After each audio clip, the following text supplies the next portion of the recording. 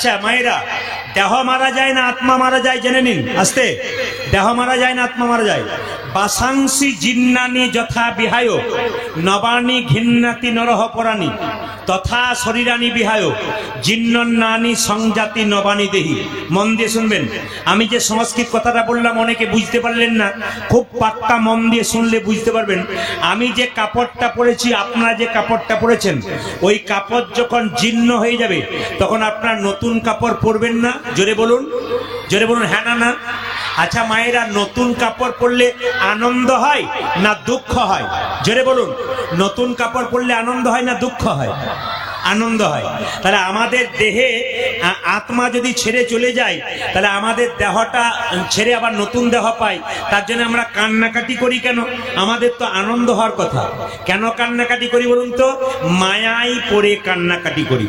প্রশ্ন হবে, প্রদীপ বাবু যেদিন মারা যাবে সেদিন তার আত্মা কোথায় যাবে?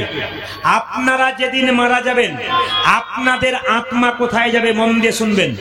বলছে মানুষ কুলে জন্মগ্রহণ করে যে যেমন কর্ম করবে তার সেই রকম জন্ম হবে।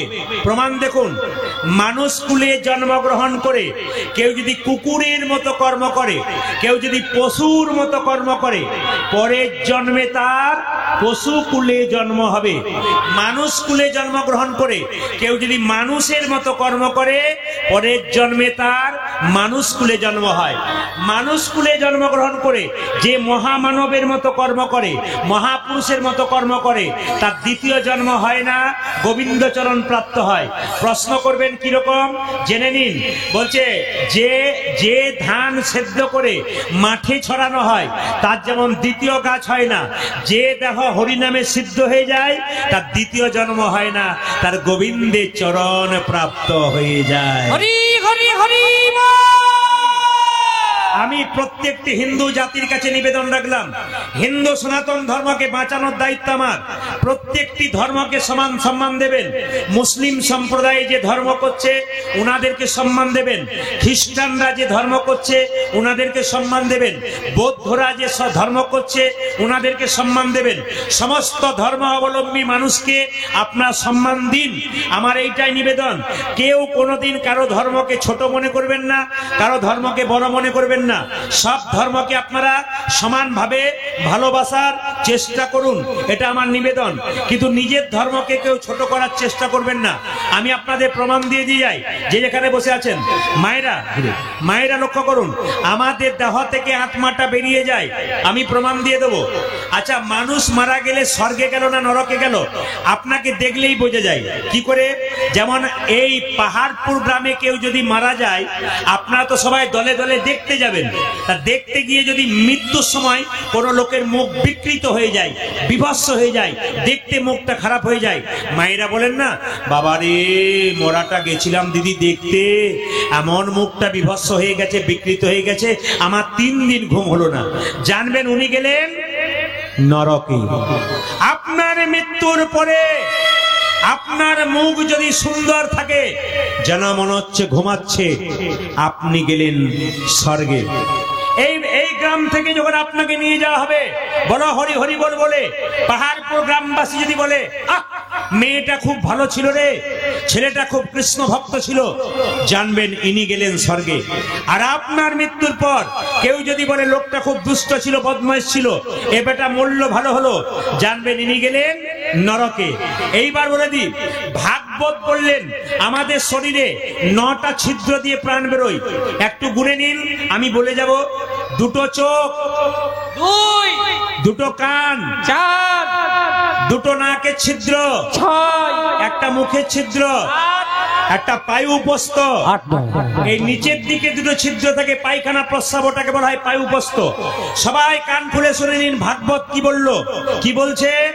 এই 7টা ছিদ্রের মধ্যে যদি কারো প্রাণ বেরিয়ে যায় তবে সে স্বর্গে গেল, আর এই নিচের দিকে যদি কারো প্রাণ বেরিয়ে যায় তবে সে নরকে গেল। আপনি কি করে বুঝবেন? চোখ দিয়ে প্রাণ গেল স্বর্গে গেল, কান দিয়ে প্রাণ গেল স্বর্গে গেল, নাক দিয়ে প্রাণ গেল স্বর্গে গেল, মুখ দিয়ে প্রাণ গেল স্বর্গে গেল। কি করে বুঝবেন? অনেকে হাঁ করে মরে, মুখ দিয়ে প্রাণ গেছে। অনেকে দেখবেন তাকিয়ে তাকিয়ে মরে, চোখ দিয়ে প্রাণ গেছে। অনেকে মৃত্যুর সময় দেখবেন নাকের ফুটো দুটো মোটা হয়ে গেছে, নাক দিয়ে প্রাণ গেছে। অনেকে দেখবেন চোখের কানের ফুটো দুটো মোটা হয়ে গেছে, খসখসে করছে, খসখস করছে, ভাগবত বলছে, দেখবেন সেই দিকে প্রাণ গেছে। আর যদি কেউ মৃত্যুর সময় পায়খানা প্রস্রাব করে দেয়, তাহলে জানবেন উনি নরকে গেলেন। যদি নিচের দিকে হয় নিম্নগামী, উপর দিকে হয় ঊর্ধ্বগামী। তবে একটা দারুণ কথা শুনে রাখুন, আমরা কেউ মারা গেলে সৎকার 3টি পদ্ধতিতে হয়। আমরা কেউ মারা গেলে সৎকার 3টে পদ্ধতিতে। 1 নম্বর কি? মৃত সমাধি। মৃত সমাধি মানে কি? মাটি খুঁড়ে তার ভেতরে যোগীর মতো বসিয়ে দেওয়া হয়। দেখবেন আপনার এখানে যারা সাধুগুরু বৈষ্ণব আছে, তাদেরকে মৃত্যুর সময় দেখবেন, বাবারা দেখবেন তাদেরকে নামের ঝোলা হাতে দেওয়া হয়, তিলক দেওয়া হয়, মালা দেওয়া হয়। দেখবেন তাকে যোগী পুরুষের মতো বসানো হয়। কেন? উনি জন্ম নিয়েই ভগবত চরণ পাবার জন্য কৃষ্ণচরণ ভজন করেছে। ওই জন্য মৃত্যুর সময় উনি কৃষ্ণচরণ ভাবামৃত হয়ে তিনি আবার চললেন ভগবানের ধামে। এই জন্য দেখবেন যারা বৈষ্ণব মানুষ তাদেরকে দেওয়া হয়। এটাকে বলা হয়, দেখবেন যাদেরকে মাটির নিচে সমাধি দেওয়া হয়, মৃত সমাধি বলা হয়। দেখবেন গোটা শরীরে লবণ মাখানো হয়, মাটিতে লবণ দেওয়া হয়। এটাকে ইংরেজিতে বলা হয় ডিকম্পোজ। এটার নাম ডিকম্পোজ। এটা কেন দেওয়া হয়? যাতে যে মানুষটাকে সমাধি দেওয়া হলো তার শরীর থেকে কোনো পোকা না হয়ে যায়, তার জন্য কিন্তু দেখবেন মায়েরা একটু লবণ দিয়ে দেওয়া হয়, তারপর তাকে সমাধি দেওয়া হয়। এটা। আর 2 নম্বর কি? চিতার মধ্যে জ্বালিয়ে দেওয়া, অগ্নি সংযোগ। এই যে বলে না মুখে আগুন দেয়, 100% ভুল কথাটা। অগ্নির মুখে সমর্পণ করা। শাস্ত্র বলছে, আমরা বলি না মুখে আগুন দেবো, মুখে আগুন দেবো না, ওটা শাস্ত্রের নিয়ম অনুযায়ী অগ্নির মুখে অর্পণ করা। মুখে আগুন নয়, অগ্নির মুখে অর্পণ করা। এটা হচ্ছে আসল কথা, জেনে নিন। চিতাতে যখন শুইয়ে দেওয়া হয়, মায়েরা বলুন কাপড় দেয়? জোরে বলবেন হ্যাঁ না না। কাপড় দেয়? দেয় না। যেমন এসেছিল তেমনটি শুয়ে দেওয়া হয়। দেখবেন যখন চিতাতে শুয়ে দেওয়া হয়, তখন দেখবেন যে ছেলে, সে দেখবেন আগুন নিয়ে চিতার চারিদিকে ঘোরে না? জোরে বলুন হ্যাঁ না না। আগুন নিয়ে চারিদিকে ঘোরে। এই সময় সংস্কৃত ভাষায় একটা কথা বলে, ওটা সংস্কৃত করে বলবো না, ওটা আপনাদের বাংলা করে বলে দিই। কি বলে বলুন তো? হে অগ্নিদেব। আপনারা কেউ বোঝেন না আর বোঝার চেষ্টাও করেন না। এ যে কি সুন্দর তত্ত্ব আছে, আমরা কেউ বুঝি না। যখন কাউকে চিতাতে আগুন দেওয়া হয়, চিতার চারিদিকে ছেলে ঘোরে আগুন নিয়ে, আর আগুন নিয়ে ঘুরতে ঘুরতে একটা সংস্কৃত বাক্য আছে, তার বাংলা কথা এইটাই। কি বলে? হে অগ্নিদেব, আমার বাবা বা মা যদি কোনো অন্যায় কাজ করে, সারা জীবনের মধ্যে যদি পাপ করেছে, তার পাপকে মুক্তি দিয়ে তুমি তাকে গ্রহণ করো। এর পরবর্তী ক্ষেত্রে আমাকেও এই পথে আসতে হবে, আমাকেও তুমি যেন গ্রহণ করো। কত দামি কথা বলা হয়, কিন্তু আমরা কেউ নজর করি না, কেউ ভাবি না, কেউ বুঝি না। এটা হচ্ছে কি? চিতাতে জ্বালিয়ে দেওয়া, অগ্নি সংযোগ করা। এইবার 3 নম্বর হলো সলিল সমাধি। এটা আমাদের এদিকে নাই, উত্তর ভারতে আছে। সলিল সমাধি মানে বুঝে নিন আপনারা, একটা বাক্সের মধ্যে মৃতদেহটাকে ঢুকিয়ে দেওয়া হয়, নিয়ে গঙ্গা, ভাগীরথী, নর্মদা নদীতে 2টো নৌকা নিয়ে যাওয়া হয়। নৌকার দুপাশে বাক্সটাকে এক অংশ এই নৌকাতে, এক অংশ এই নৌকাতে দিয়ে হঠাৎ করে মাঝ নদীতে গিয়ে নৌকা দুটো আলাদা হয়ে যায়, আর সঙ্গে সঙ্গে বাক্সটা জলে পড়ে যায়। এটার নাম হচ্ছে সলিল সমাধি। এটা আমাদের এখানে নেই, উত্তর ভারতে আছে এই প্রথা, কিন্তু আমাদের 2টো আছে। কি? মৃত সমাধি, আর একটা কি বললাম মায়েরা? চিতাগ্নি, মানে আগুনে আমাদের পোড়ানো। এই 3টি তত্ত্ব আপনারা জানতে পারলেন। সবাই শুনুন, একটা প্রশ্ন রাখবো, যদি কেউ উত্তর দিতে পারে আমি তাকে ধন্যবাদ জানাবো এবং আসরে দাঁড়িয়ে তাকে আশীর্বাদ করব, ঈশ্বরের কাছে কৃপা পাই। একজন বলুন তো, অনেক ব্যক্তি আততায়ীর গুলিতে মারা গেল, অনেক ব্যক্তি আততায়ীর গুলিতে মারা গেল। ভারতবর্ষে এমন একজন মহাপুরুষ আছে যে আততায়ীর গুলিতে মরেছিল, কিন্তু মৃত্যুর আগে এই কথা বলতে বলতে মরেছিল, রাম রাম। প্রথম গুলি মারলো, রাম বলে কাঁদলো। দ্বিতীয় গুলি যখন মারলো, মাটিতে পড়ে গেল, রাম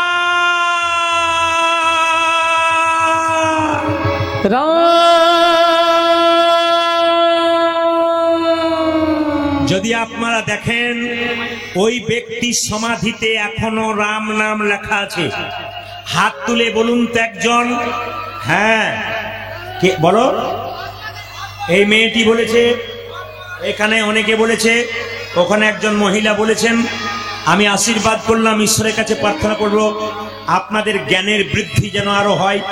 আপনারা জেনে নিন, যারা দূর থেকে শুনতে পারেন না, এরা বলে দিয়েছে টাকার মধ্যে যার ছবি থাকে, টাকার মধ্যে কার ছবি থাকে? মহাত্মা গান্ধী। আচ্ছা, আমার আপনার ছবিটা টাকার মধ্যে রইল না, মহাত্মা গান্ধীর ছবিটা রইল কেন?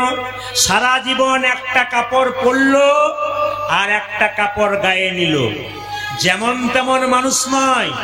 এলাহাবাদ কোর্টের ব্যারিস্টার, একজন ব্যারিস্টার মানুষ সারা জীবন একটা ধুতি পরলো, একটা ধুতি গায়ে নিল, সারা জীবন সত্যের পথে ছিল, নিজেকে সমর্পণ করেছিল। ভারতবর্ষের প্রতিটি মানুষ মহাত্মা গান্ধীকে সম্মান দিল, টাকার মধ্যে মহাত্মা গান্ধীর ছবি রইল। এইদিকে তাকান, আমরা যখন সকালবেলায় ঘুম থেকে উঠি, যে যা ব্যবসা করেন সবাই মিলে ভগবানের কাছে প্রার্থনা করেন, হে প্রভু আমার ব্যবসা যেন ভালো হয়, দিনের পর দিন আমি যেন সম্পদ পাই। কিন্তু অপেক্ষা করুন, ধৈর্য ধরে শুনুন, এই মহাত্মা গান্ধী সকালবেলায় ঘুম থেকে উঠে স্নান করার পর ভগবানের কাছে বলতো, হে প্রভু আমায় সম্পদ দিও না, আমায় বিপদ দাও। তুমি যদি আমায় সম্পদ দাও আমি যে তোমায় ভুলে যাব, তুমি যদি আমায় বিপদ দাও আমি যে তোমায় স্মরণ করব। এক পৃথিবীতে আরেকজন বলেছিল, কে বলুন তো? কুন্তী, কৃষ্ণের পিসি। একদিন কুন্তী কৃষ্ণকে বলেছিল, আরে কৃষ্ণ আমাকে একটা আশীর্বাদ কর। কৃষ্ণ বলেছিল, পিসি তুমি আমার মা, আমি তোমার ছেলে, কি আশীর্বাদ করব? কুন্তী কেঁদে কেঁদে বলেছিল, আশীর্বাদ কর জীবনে যে গোটা দিন বেঁচে আছি যেন কৃষ্ণ বলে কাঁদতে পারি। কৃষ্ণ বলেছিল, পিসি কৃষ্ণ বলে কেঁদে কি লাভ আছে? বলে কৃষ্ণ বলে কেঁদে যে কি লাভ আছে, একমাত্র যে জন কেঁদেছে সে ছাড়া কেউ জানতে পারে নাই। ওই জন্য মায়েরা, যদি আপনারা পারেন নিয়োজনে বসে কৃষ্ণের জন্য কাঁদবেন। সংসারের জন্য কেঁদো না, কেঁদো না। ছেলের জন্য কাঁদবে, মেয়ের জন্য কাঁদবে, তোমরা মেয়ের জন্য কাঁদিবে। শেষে ছেলে মেয়ে প্রশ্ন করবে, তুমি আমার জন্য করেছ কি? বলো বলো করেছ কি? আপনি তখন ভাববেন, যার জন্য করি চুরি সে কিনা বলেছ, সে কি না বলেছ। আমার দিকে তাকান, তখন আপনার জ্বালা বাড়বে, যন্ত্রণা বাড়বে, যন্ত্রণা বাড়বে। চোখ দিয়ে জল পড়বে, সেই চোখের জল চোখের কোণ দিয়ে পড়বে। সে জল স্পর্শ করলে গরম লাগবে, সে জল মুখের মধ্যে প্রবেশ করলে নোনা নোনা ভাব লাগবে। কিন্তু কোন ভক্ত বা ভক্তিমতী মা যদি নিরজনে বসে হা গোবিন্দ প্রাণ গোবিন্দ বলি, যা কিছু আমার সকলে তোমার, আমার কেবল তুমি বলি, আমার কেবল তুমি বলি। যদি দু ফোঁটা চোখের জল, দু ফোঁটা চোখের জল গোবিন্দের চরণে ধুইয়ে দিতে পারে, চরণে ধুইয়ে দিতে পারে, তবে তার চোখের জল চোখের কোণ দিয়ে পড়ে না, চোখের জলে চোখের মাঝি দিয়ে পড়ে। সে জল গরম হয় না, শীতল হয়। সে জল স্পর্শ করলে কিরকম হয় মায়েরা? আহা, শীতল হয়। মুখের মধ্যে প্রবেশ করলে মিঠা মিঠা ভাব লাগে, মিষ্টি মিষ্টি ভাব লাগে। ওই জন্য কৃষ্ণ বলে কাঁদো। বুদ্ধ পূর্ণিমা আপনারা পালন করেন? জোরে বলুন। বুদ্ধ পূর্ণিমা কবে বলুন তো? আগামী বৈশাখের 20 তারিখে না? আগামী বৈশাখের 20 তারিখে বুদ্ধ পূর্ণিমা। মায়েরা, এই বুদ্ধ পূর্ণিমার দিনে রাজা শুদ্ধোধনের পুত্র, কি নাম তার? নাম হচ্ছে বুদ্ধদেব। তিনি জন্মগ্রহণ করেন। আশ্চর্যের ব্যাপার, বুদ্ধদেব জন্মের কিছুক্ষণ পরে চলতে শুরু করেছিল। আপনারা পৃথিবীতে এমন করে কাউকে দেখেছেন যে জন্মের পরে চলতে শুরু করে? বুদ্ধদেব যে মহাপুরুষ হবে তা কিন্তু প্রমাণ দিয়েছিলেন জন্মের পরে চলতে শুরু করেছিলেন। বুদ্ধদেবের সিদ্ধি লাভ হয়েছিল ওই পূর্ণিমার দিনে, বুদ্ধ পূর্ণিমার দিনে, পূর্ণিমার দিনে, বৈশাখ মাসের পূর্ণিমাতে। এদিকে আর বুদ্ধদেবের সঙ্গে যে বিয়ে হয়েছিল যে মেয়েটির, তার সঙ্গে বিয়ে হয়েছিল কেউ কেউ বলে ওই বৈশাখ মাসের পূর্ণিমার দিনে হয়েছিল। এই জন্য বৈশাখের বুদ্ধ পূর্ণিমাটা খুব দামি। আর একটা কথা আপনাদের বলে দিয়ে যাই, যে যেখানে বসে আছেন, এখন চলছে বৈশাখ মাস, আপনারা বাড়ি বাড়ি একটা কাজ করবেন মায়েরা, যদি আপনাদের সংসারের মঙ্গল চান তবে কীর্তনের আসরে এসে মূল্যবান কথাগুলো শুনে যান। এই বৈশাখ মাসে তুলসী গাছে জলের ধারা দিতে হয়। আপনারা কারা কারা দিয়েছেন হাত তুলুন তো। জলধারা, হ্যাঁ, মাটির কলসি দিয়ে জলধারা কারা দিয়েছেন হাত তুলুন। আচ্ছা, যদি জলধারা না দিতে পারেন, সূর্য ওঠার পরে জল ঢালবেন, আর সূর্য ডোবার আগে, সূর্য ডোবার পরে কিন্তু জল ঢালা উচিত নয়। জলধারা বন্ধ করে দেবেন, সূর্য ওঠার পর থেকে দেবেন সূর্য ডোবার আগে পর্যন্ত। এই বৈশাখ মাসে আপনি যদি জল দান করতে পারেন আপনার লাভ আছে। দেখবেন বড় বড় মারোয়ারিরা যারা ব্যবসা করে তারা দেখবেন সারা বছর বাড়িতে বসে ব্যবসা করে দোকানে, কিন্তু এই বৈশাখ মাসটাতে দরজার সামনে জল শরবত নিয়ে দাঁড়িয়ে থাকে। কোনো ব্যক্তি রাস্তা দিয়ে পেরিয়ে গেলেই বলে, আসুন একটু জল পান করে যান, সবাইকে জল খাওয়াই। আপনাদের কাছে নিবেদন রইল, আপনার বাড়িতে ভিখারি বলুন, অতিথি বলুন, আত্মীয় বলুন, যদি এসেই বলে চলে যাব, আপনি বলবেন কিচ্ছু করার দরকার নেই, একটু জল শরবত পান করে যাও। সবাইকে জল দিলে এই বৈশাখ মাসটার বিখ্যাত মানে ব্যাপার আছে। তবে বলে রাখি, বৈশাখ মাসে আপনারা যদি কেউ সূর্য ওঠার আগে স্নান করতে পারেন, বৈশাখ মাসের মাহাত্ম্য পড়বেন, দেখবেন লেখা আছে বৈশাখ মাসে সূর্য ওঠার আগে বাড়ির সবাই যদি স্নান করতে পারে তাহলে বাড়িতে বিরাট একটা উন্নতি হবে। আপনি ভাবতেই পারবেন না কি উন্নতি হবে। একবার এক মাস স্নান করে দেখুন ভোরবেলায়, দেখুন আপনার কি লাভ হয়। এই জন্য বৈশাখ মাসে ভোরবেলায় স্নান করতে হয়। স্নান করার পর কি করতে হবে শুনে রাখুন। যদি নতুন বস্ত্র পরতে পারেন তো ভালো, না পারেন তো আপনি ধোয়া বস্ত্র, ধোয়া কাপড় পরে প্রথমে আপনি কি করবেন, ভগবানের চরণে কয়েকটা ফুল দেবেন, ফুল দিয়ে একটু প্রণাম করবেন। আপনি দীপ দান করবেন, দীপ মানে ঘিয়ের প্রদীপ দেবেন ভগবানের ডান দিকে, ঘিয়ের প্রদীপ দেবেন ভগবানের ডান দিকে, আর তিল বা তেলের প্রদীপ দেবেন ভগবানের বাঁ দিকে। যারা এখানে বসে আছেন মন্দিরের দিকে তাকিয়ে দেখবেন, হ্যাঁ, এমন হর্ন করেছে গাড়ির জন্য আইসক্রিম বিক্রি করতে এসছে। আমি ভাবলাম আইসক্রিম বিক্রি করতে এলো, তো হতেই পারে ও না হর্ন দিলে তো মানুষ করবে না। সবাই লক্ষ্য করুন যে যেখানে আছেন। এখন মন্দিরে আপনারা ঘিয়ের প্রদীপটা ভগবানের ডান দিকে দেবেন, আর তিল বা তেলের প্রদীপ কোন দিকে দেবেন? যে ঘুমাচ্ছে সে বলুন কোন দিকে দেবেন। আমার চোখ খুব খারাপ, যে ঘুমাচ্ছে সে খালি ভাবছে আমার দিকেই তাকাচ্ছে, আর কারোর দিকে তাকাই নাই। তাকাবো না কেন, ফাঁকিবাজ ছেলের দিকে তো বেশি তাকাই। এইদিকে তাকাবেন মায়েরা। তিল বা তেলের প্রদীপ কোন দিকে দেবেন? বাঁ দিকে দেবেন। হ্যাঁ, প্রদীপ ভগবানকে কবার দেখাবেন? চরণে দেখাবেন 4 বার, নাভিতে দেখাবেন 2 বার। গুনে নিন। এই বৈশাখ মাসে কি করবেন? যদি নদীতে স্নান করতে পারেন সকালে খুব ভালো, যদি নদীতে না স্নান করতে পারেন গঙ্গায় করতে পারেন। গঙ্গা যদি না থাকে, একটু আগে বলে দিলাম, জলটা হাতে নিয়ে গঙ্গা গঙ্গা 3 বার বলবেন, ব্যাস আপনার স্নান হয়ে যাবে, গঙ্গা স্নান। এইবার সবাই লক্ষ্য করুন, আপনি চরণে দেখাবেন 4 বার, আর নাভিতে দেখাবেন 2 বার, আর মুখমণ্ডলে 3 বার। গোটা শরীরে 7 বার দেখাবেন, আর ধূপ দেখাবেন গোবিন্দের শরীরে 7 বার ঘুরিয়ে ঘুরিয়ে ধূপ দেখাতে হয়। এই বৈশাখ মাসটা বিরাট গুরুত্বপূর্ণ মাস। এই মাসে দেখবেন বহু মানুষ নিরামিষ খায়। এই মাসটাতে ভগবানকে স্মরণ করলে দেখবেন বছরের 3টে মাস খুব গুরুত্বপূর্ণ। একটা বৈশাখ মাস, একটা বৈশাখে অক্ষয় তৃতীয়া চলে গেল, কালকে, কাল অক্ষয় তৃতীয়া গেছে না, অক্ষয় তৃতীয়া চলে গেল।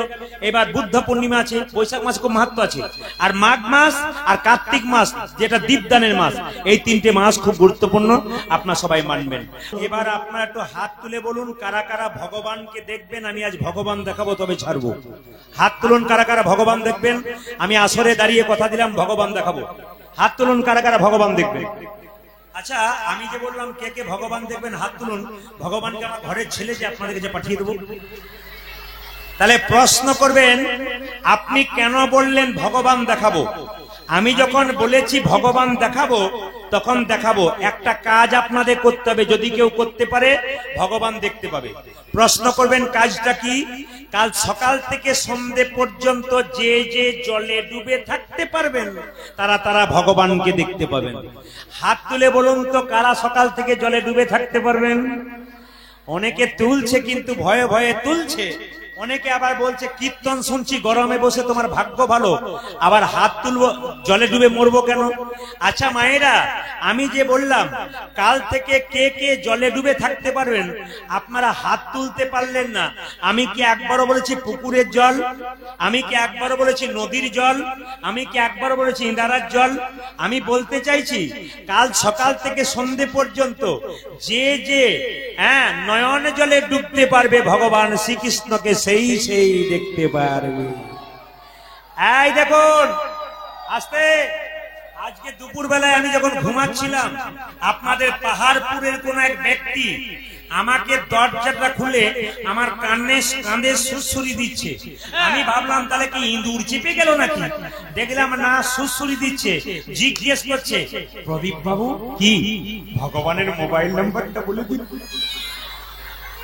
আমি ভাবলাম তাহলে ঘুমের ঘরে পাগল এসছে বোধ হয়, হঠাৎ খালি বলছে আপনি মোবাইল নাম্বারটা বলে দিন ভগবানের। আমি বললাম কোন নাম্বারটা নেবেন, জিওটা না এসটিডি নাম্বার? বলে দুটো নাম্বারটা দেবেন, জিওর টাওয়ার এখানে বেশি আছে। একটু বলে দিই আপনাদের তত্ত্বের দ্বারা বুঝবেন। ভগবানের মোবাইল নাম্বার যারা নিতে চান তারা শুনে নিন তত্ত্বের দিকে। 03-1632, কি বললাম? 03-1632, তার মানে কি চিন্তা শূন্য মনে 3, সকাল দুপুর সন্ধ্যে 3 বার 16 নাম 32 অক্ষর যে জপ করতে পারবে তিনি ভগবান শ্রীকৃষ্ণের সঙ্গে কথা বলতে পারবে।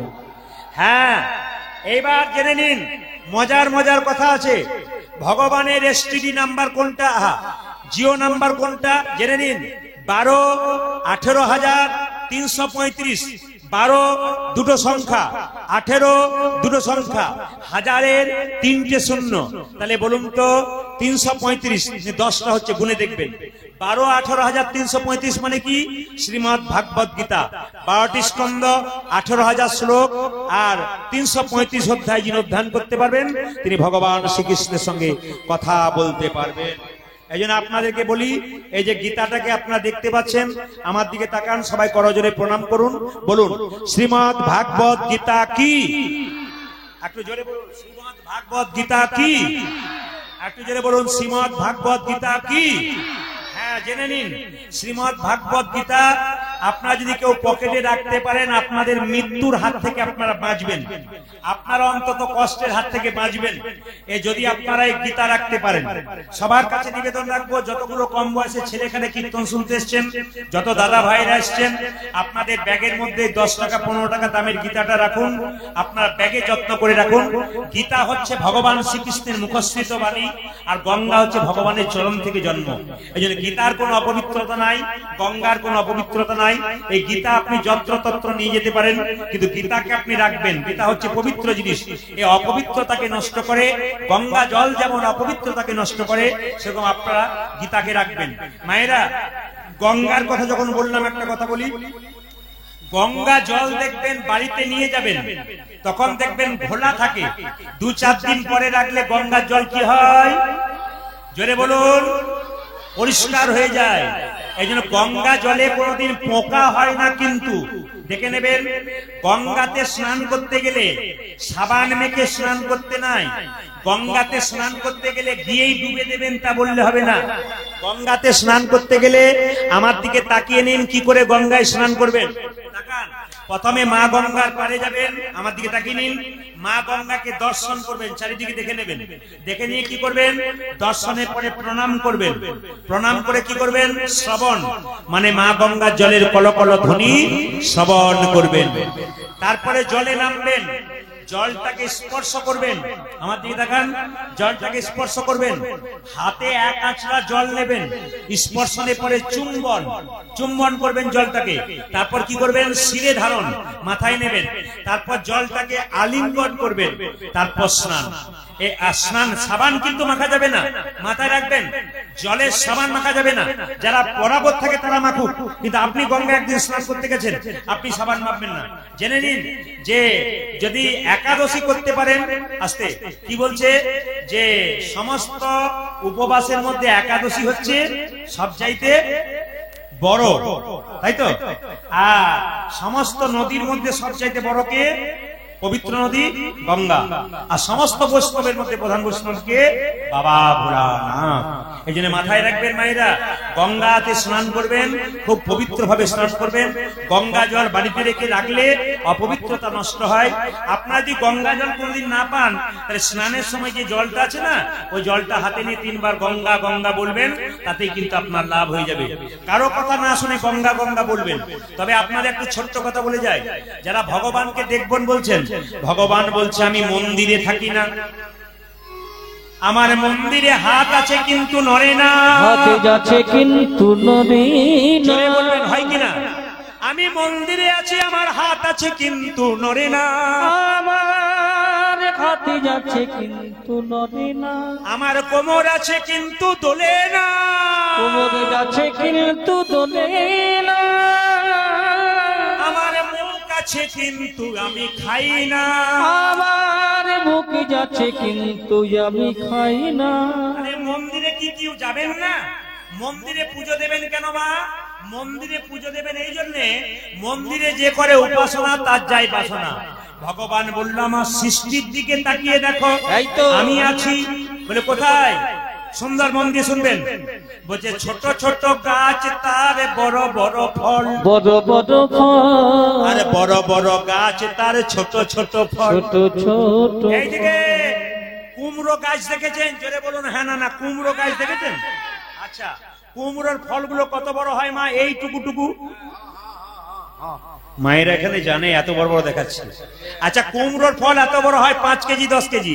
আচ্ছা, বট গাছ এত বড় গাছ, তার ফল কত বড় বড় হয়? হ্যাঁ, এইদিকে তাকান, একটা বট গাছের ফল এইটুকু, আর কুমড়ো গাছ লতা গাছ ফল এত বড়। ভগবান বলল আমার সৃষ্টির দিকে তাকিয়ে দেখো আমি আছি। কি কুমড়োর ফলটা এত বড় করলো, বটের ফলটা হিসাব মতো এত বড় হওয়া উচিত, কিন্তু ছোট করলো কেন? ভগবান বলছে গ্রীষ্মকালে আমার ভক্তরা আমার গুণগান গাইতে গাইতে বট গাছে ছায়াতে আশ্রয় নেবে। বটের ফল যদি এত বড় হয়, কেউ বসবেও না, আমার নামও করবে না, তাই বটের ফলটা ছোট করে দিলাম। এইদিকে যুক্তিগুলো দেখবেন। একদিন একটা রাখাল বালক বট গাছের উপরে বসেছে, মনে মনে ভাবছে ভগবানের কোনো বিচার নাই, এত বড় গাছ আর এইটুকু টুকু ফল। বলতে বলতে একটা ফল নাকে পড়ে চমকে উঠেছে, মনে মনে ভাবছে ভাগ্যে ফলটা এত বড় হয় নাই, নালে আমার নাক মুখ চোখ সব ভেঙে যেত।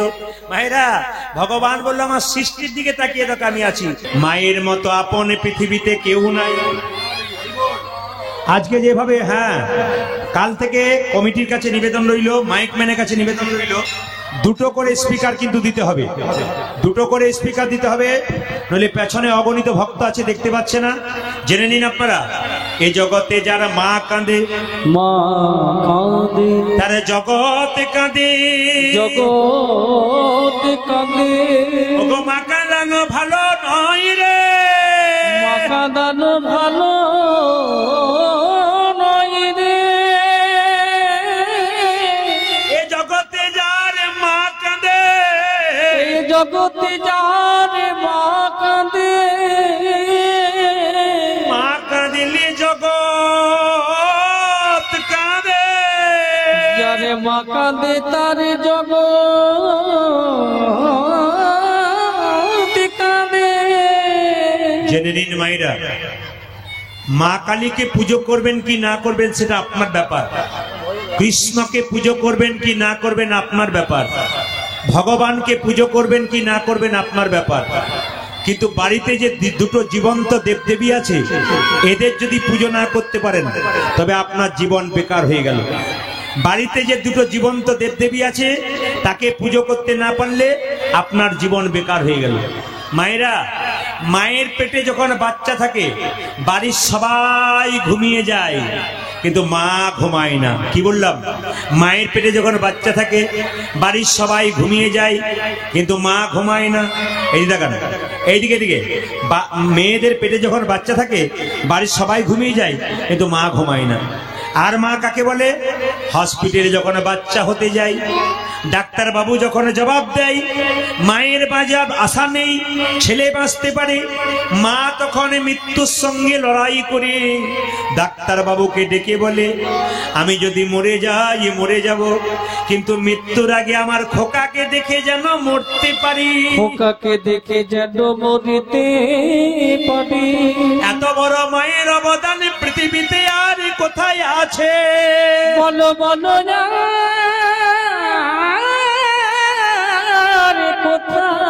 কোথায় আছে? বাড়িতে বাবা হলো বাড়ির ছাদ, আরে মা হলো খুঁটি। এই দুটো যেদিন চলে যাবে সেদিন সংসার নষ্ট হয়ে যাবে। এ সংসারে যদি তোমার জন্য কেউ ভাবে, একমাত্র মা ছাড়া কেউ ভাবে না, একমাত্র বাবা ছাড়া কেউ তোমার ভালোভাবে না। এ জগতে যারা তোমায় ভালোবাসে সব তো স্বার্থের দ্বারা ভালোবাসে। আপনার প্রমাণ দেখুন, একজন স্বামী বাজারে যাচ্ছে, তার স্ত্রী তাকে বলছে, শুনছো কালকে আমার বাবা আসবে, এক থলে হাট এনো। মেয়ে বলছে, বাবা আমার জন্য মোবাইল ফোনটা বাজার থেকে এনো। ছেলে বলছে, বাবা আমার জন্য হাত ঘড়িটা এনো। একজন দরজায় গলায় কাপড় দিয়ে কেঁদে কেঁদে বলছে, খোকারে সাবধানে যাস আর সময় মতো খাবার খেয়ে নিস।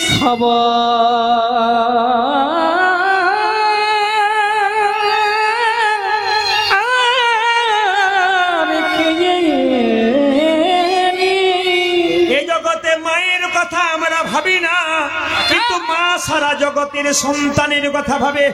এইদিকে তাকান, মা যখন ছেলেকে খেতে দেয়, ছেলে তো পেট ভরে খেয়ে চলে যায়, কিন্তু মায়ের পাতার দিকে একবার তাকাইয়ে দেখে না মা খেলো কি খেলো না।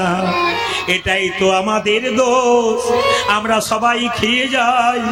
মা যদি খেতে না পাই তবু একবার সন্তানের কাছে বলে না আমি খেতে পাই নাই। এ হচ্ছে মায়ের সবচাইতে কৃতিত্ব। আমার দিকে তাকাবেন, বাবার মায়ের মধ্যে তফাৎ কি? বাবা যদি 2 মাস পর কাজ থেকে ফিরে, ছেলে যদি রাস্তায় খেলা করে, বাবা তাকে বলে, চল বাড়ি চল। বাবা তাকে হাতে ধরে নিয়ে যায় জামা প্যান্ট ময়লা হয়ে যাবে বলে। কিন্তু মা যখন বাড়িতে যায়, বাচ্চাকে ধুয়ে মুছে পরিষ্কার করে বাবা তখন কোলে নেয়। কিন্তু জেনে নিন মায়েরা যে যেখানে বসে আছেন, বলছে মা যদি নতুন কাপড় পরে খেতে বসে, আর ছেলে যদি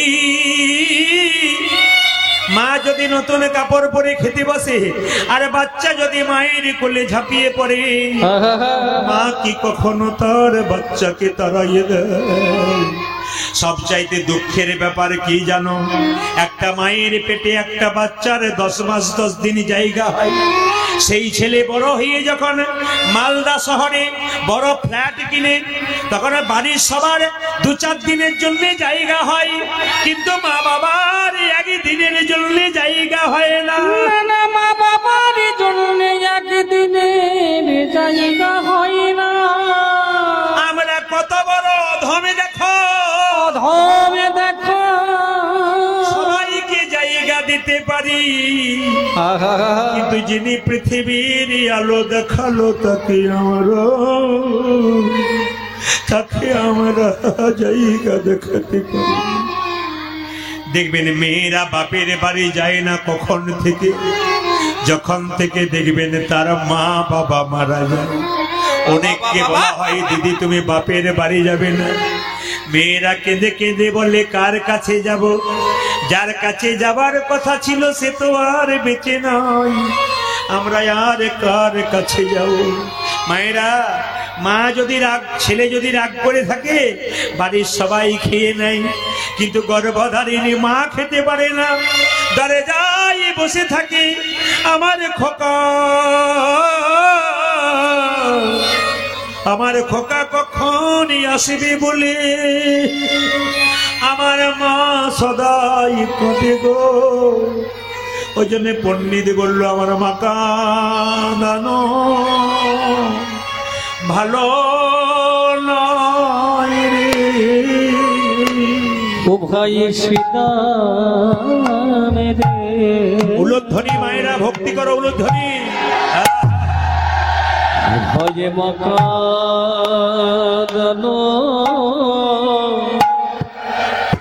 কাদানো ভালো নয় রে মাকা দেতা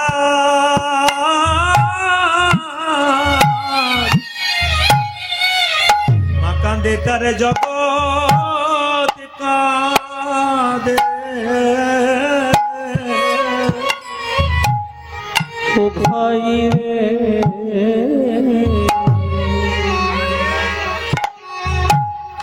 ওরে মাকা কাদানো কেউ মাকে কাঁদাবেন না। কাদানো ভালো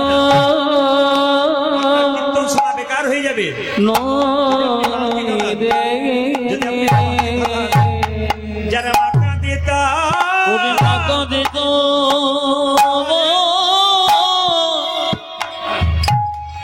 জগৎ কাঁদে ও তারে মাকা আমার মাকা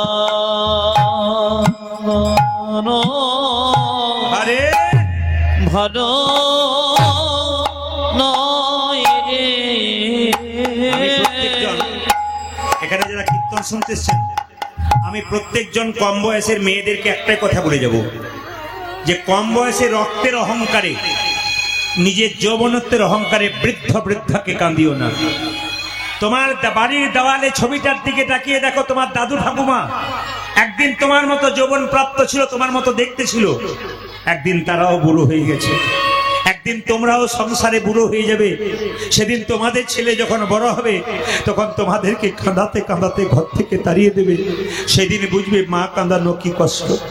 আজকে যদি কাউকে কাঁদান তবে একদিন আপনাকে কাঁদতে হবে। মা ব্যাংকে টাকা জমা দিলে 10 বছর পর যেমন ডবল হয়, আপনি যদি কাউকে কষ্ট দিন আপনার যখন বয়স হবে ওই কষ্টটা আপনি ডবল করে ফেরত পেয়ে যাবেন। এই জন্য যার মা কাঁদে তার জগতে সবাই কাঁদে। আমি মায়েদেরকে বলবো দুটো কথা বলে যাব।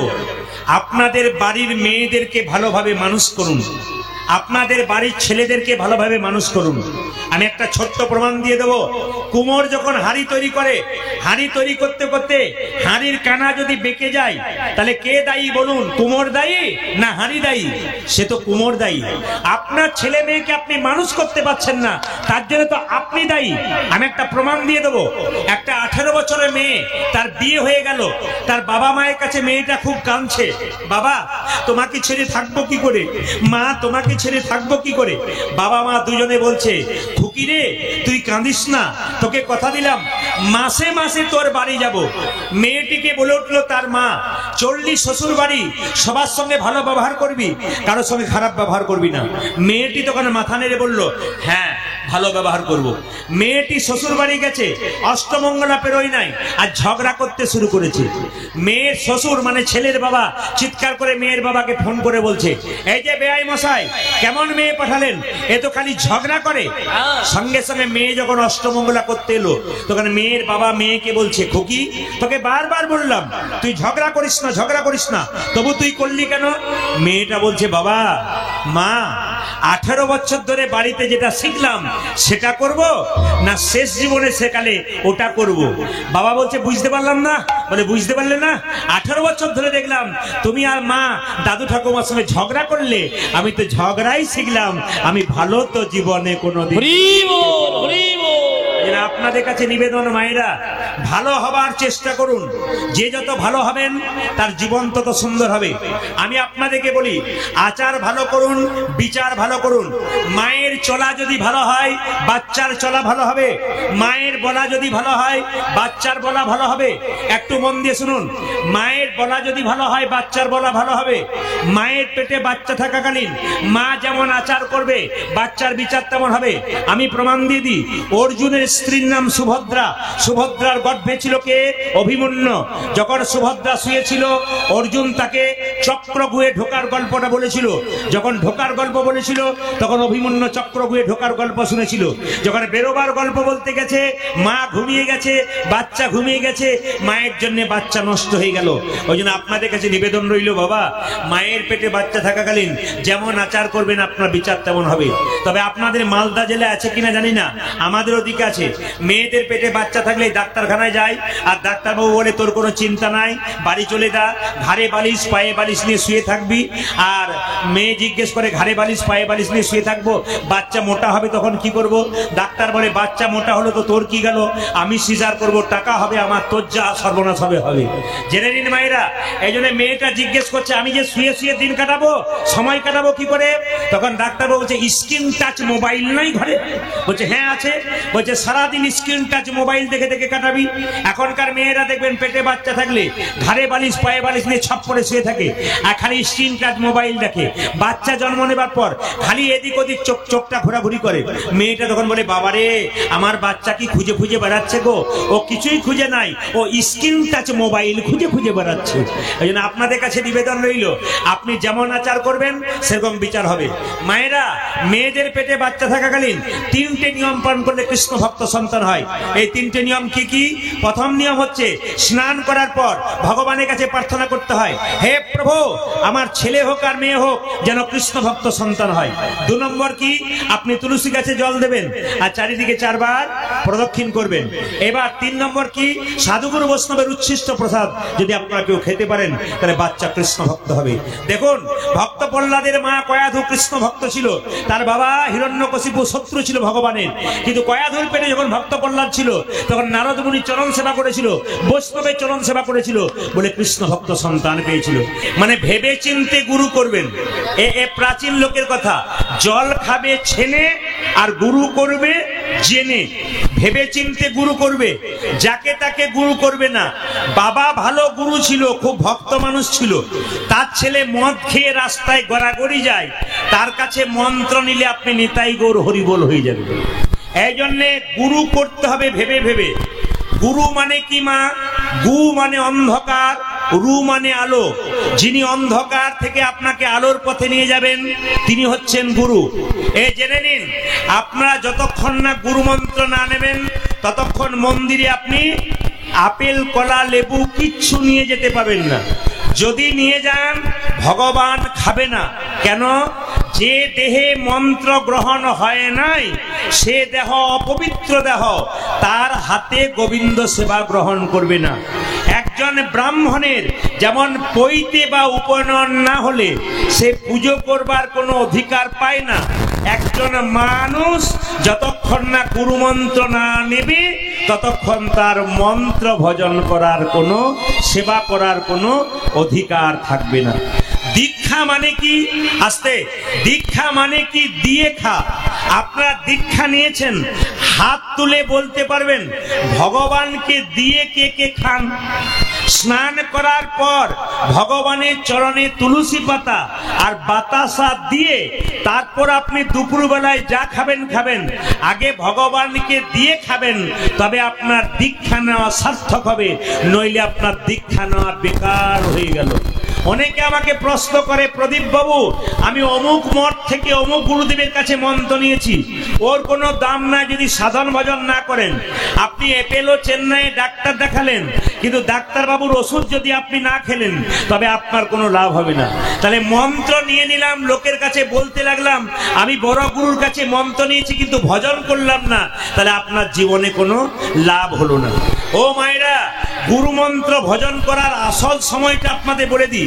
আপনারা সবাই জানেন সকাল দুপুর সন্ধ্যে গুরু মন্ত্র ভজন করতে হয়, কিন্তু আপনারা কি জানেন যে 24 ঘন্টার মধ্যে 3টে সন্ধে হয়? কখন কখন জেনে নিন। প্রথম সন্ধে হয় সূর্য ওঠার 1 ঘন্টা 36 মিনিট আগে, ব্রহ্ম মুহূর্তে কেউ যদি উঠে গুরুমন্ত্র ভজন করতে পারে তবে তার গুরুমন্ত্রের ফল পাক্কা হয়। যদি তাও না পারেন তাহলে দুপুর বেলায় যখন স্নান করছেন সূর্যের আলো মাথার উপরে, তখন যদি ভজন করেন ওটা একটা সন্ধ্যা। আর একটা সন্ধ্যা কখন মা? যখন দেখবেন সূর্য ডুবে গেল, এবার অন্ধকার নেমে আসছে, ওই যে সূর্য ডোবার অন্ধকার নেমে আসার মাঝটা ওটা হচ্ছে সন্ধ্যা। এই 3টে সময়ে কেউ যদি গুরুমন্ত্র জপ করতে পারে তবে কিন্তু তার কাজ আছে। তবে হ্যাঁ, যে আসনে বসে আপনারা গুরুমন্ত্র জপ করবেন, মন দিয়ে শুনবেন, যে আসনে বসে আপনারা গুরুমন্ত্র জপ করবেন, আসনটা তোলার পর হাতে করে একটু জল নিয়ে আসনের নিচে দিয়ে দেবেন। কেন বলুন তো? আপনি যে গুরুমন্ত্র জপ করছেন তার যে ফল, এই ফলটা ইন্দ্র দেবতা চুরি করে নিতে পারে।